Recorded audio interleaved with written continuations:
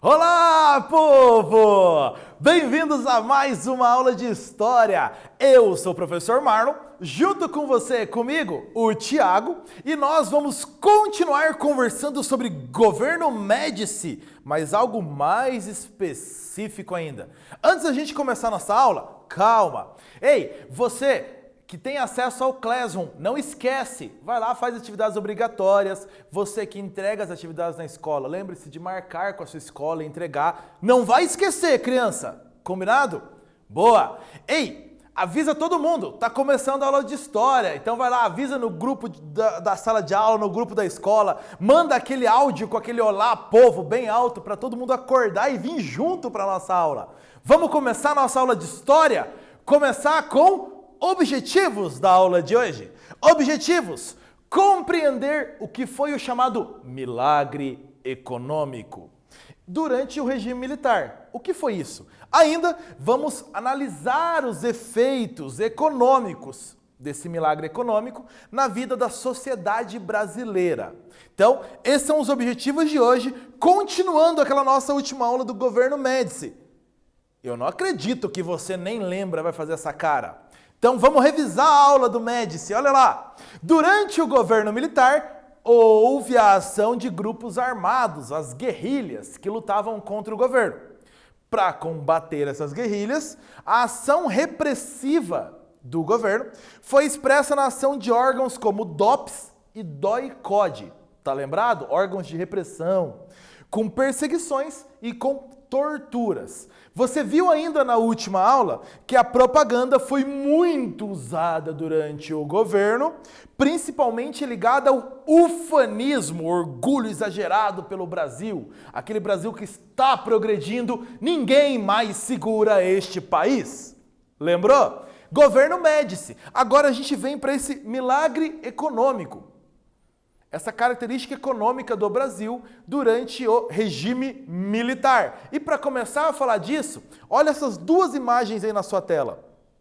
Você sabe que lugares são esses? Do teu lado esquerdo você tem a ponte Rio-Niterói. Olha só, informação boa. Ela liga a cidade do Rio de Janeiro à cidade de Niterói.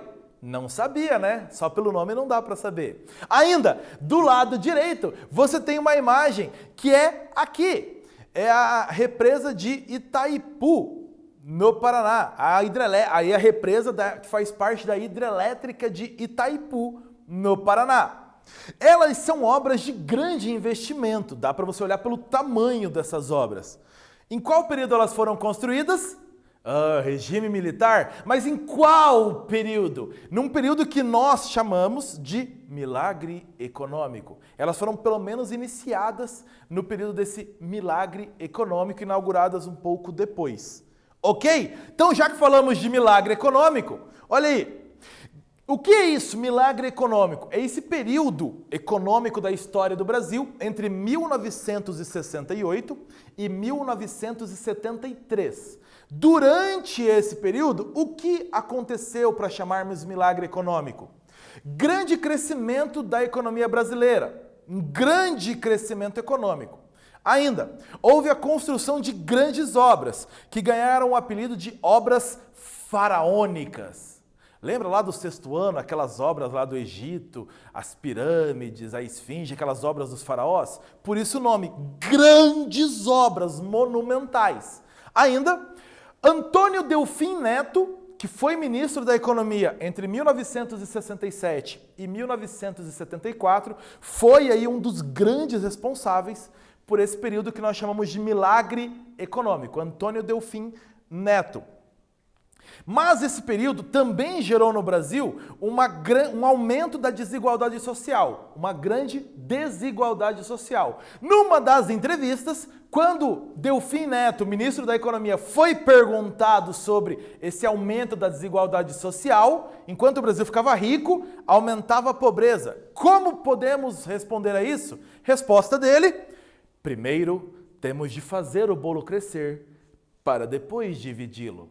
Olha aí a resposta. Primeiro vamos enriquecer o Brasil, depois vamos pensar em diminuir a desigualdade social. Características desses períodos. Principais fatores que levaram o Brasil passar por esse milagre econômico. Externos, crescimento dos países alinhados aos Estados Unidos. Lembra? Guerra Fria? Não esquece, bebê. Guerra Fria. O Brasil estava alinhado aos Estados Unidos. Lembrou? Boa. E os países capitalistas alinhados aos Estados Unidos também estavam experimentando um grande crescimento econômico. Logo, também compravam mais do Brasil, tinham aumentado suas relações comerciais com o Brasil. E fatores internos aqui do Brasil? Entrada de multinacionais de bens de consumo. Então, muitas fábricas multinacionais vieram para o Brasil produzindo esses bens de consumo. A maioria deles bens de consumo duráveis, que a gente está falando aí, tá? Concessão de créditos aos empresários. O governo atuou com muitos empréstimos aos empresários. E ainda empréstimos estrangeiros para essas obras de infraestrutura no Brasil. Então, muitos empréstimos estrangeiros o Brasil conseguiu. Por quê? Esse cenário externo era favorável pelo grande crescimento dos países alinhados aos Estados Unidos. Então havia uma quantidade de capital que o Brasil conseguia um empréstimo com certa facilidade. Chamamos de milagre econômico brasileiro o quê? Olha aí, o que é o milagre econômico? O que é isso? Primeiro, o crescimento da economia a uma taxa média de 11% ao ano. De um ano para o outro, a economia ficava 11% maior. Olha só. Ainda, os índices da inflação eram relativamente baixos, uma inflação relativamente estável, perto ao que o Brasil havia experimentado antes. Ainda, a expansão triplicada do comércio exterior. Por esses fatores externos, o Brasil estava vendendo 3 vezes mais do que vendia antes. Então, tudo isso nós chamamos, somados todas essas características, nós chamamos de milagre econômico.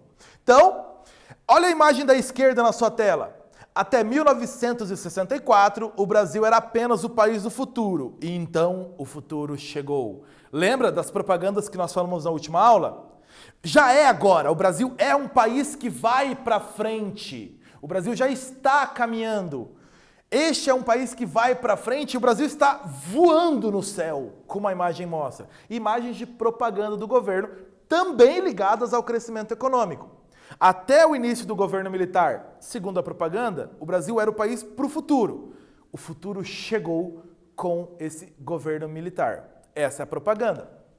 Tarefa para você, analisa essa tabelinha toda que aparece aí para você e responda ali quais informações nós podemos extrair dessa tabela. Olhando para ela, o que você pode me explicar quando você analisa essa tabela? Responde aí.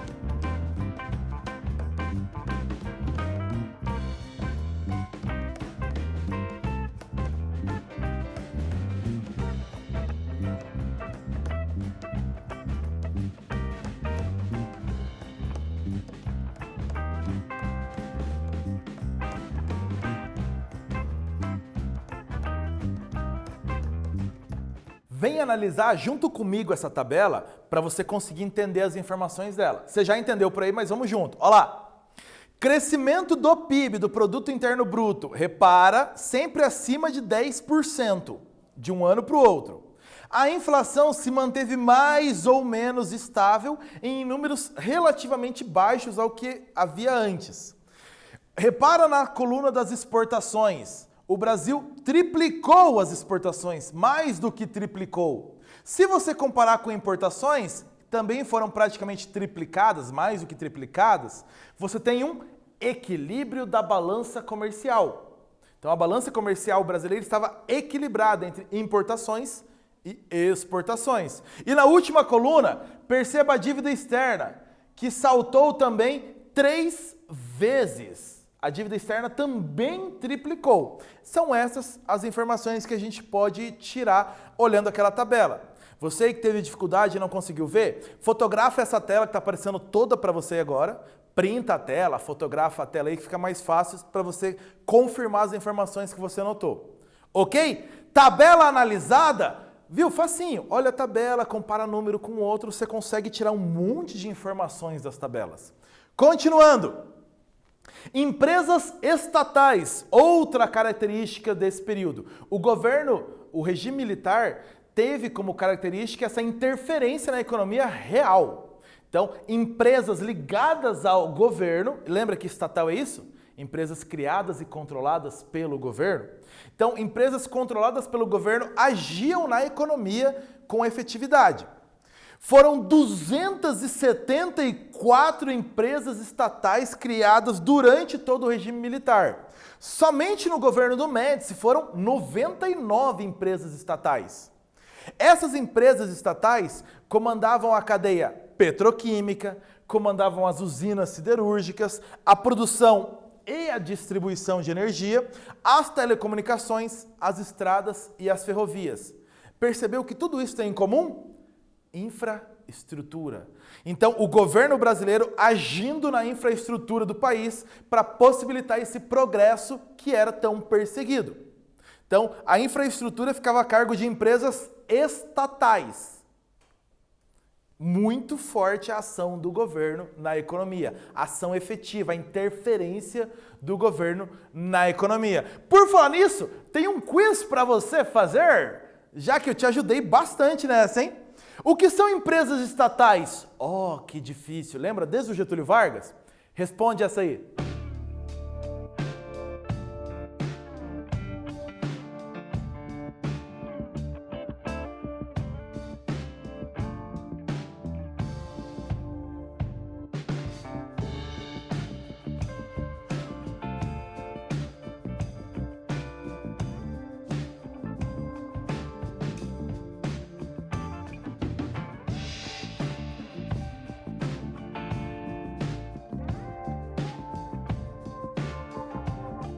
Empresas estatais. São empresas criadas por particulares. Já está errado aí.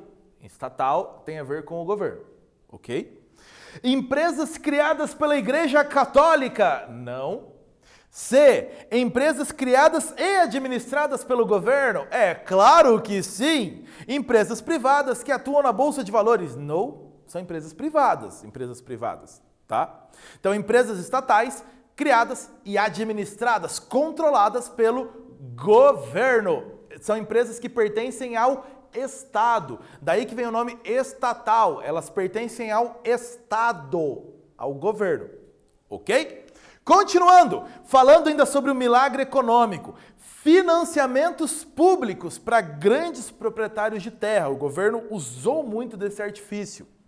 Esses grandes proprietários de terra produziam pouco para o mercado interno. A maior parte dessas grandes propriedades rurais no Brasil, como é característica ainda hoje, tinham o mercado de exportação como objetivo. Exportação para Estados Unidos e Europa, para os países alinhados aos Estados Unidos. Então, grandes proprietários rurais, grandes propriedades rurais exportadoras recebiam, então, financiamentos públicos. Continua. Muitas empresas de eletrodomésticos e de automóveis vieram parar no Brasil. Lembra? Eletrodomésticos, automóveis, nós chamamos de bens de consumo duráveis. Diferente daquela comidinha que você compra no supermercado que provavelmente vai acabar dali a alguns dias. Bens de consumo duráveis. Muitas empresas multinacionais vieram para o Brasil, atraídas pelo governo. Característica que já acontecia desde o governo do JK. Tá lembrado dos 50 anos em 5? No governo militar, durante o regime militar, essa característica continuou. O governo dando incentivo para atrair empresas multinacionais. Ainda, sistema de compras a crédito chegou no Brasil. Então, as compras a crédito. Compre agora, pague depois. Incentivo ao consumo desses produtos de empresas multinacionais que estavam chegando. Ainda, durante o milagre econômico, houve grande oferta de recursos para o sistema financeiro de habitação. Então, você tem um incentivo à construção civil. Empregos que normalmente exigem uma menor qualificação e grande mão de obra, obras pelo Brasil, então, pelo sistema financeiro da habitação. Então você tem o Brasil realmente sendo desenvolvido nesse período. Havia, então, crédito, capital, havia dinheiro para esses investimentos. A partir disso, nós temos também as grandes obras faraônicas, obras gigantescas. Exemplos para você que eu trouxe aqui. As usinas hidrelétricas de Itaipu, aqui no Paraná, e de Tucuruí, no Pará. Obras monumentais, gigantescas, né? Itaipu está entre as maiores hidrelétricas do mundo, as maiores obras já feitas pelo ser humano. As usinas de energia nuclear de Angra 1 e Angra 2, que ficam no Rio de Janeiro, também obras muito grandes.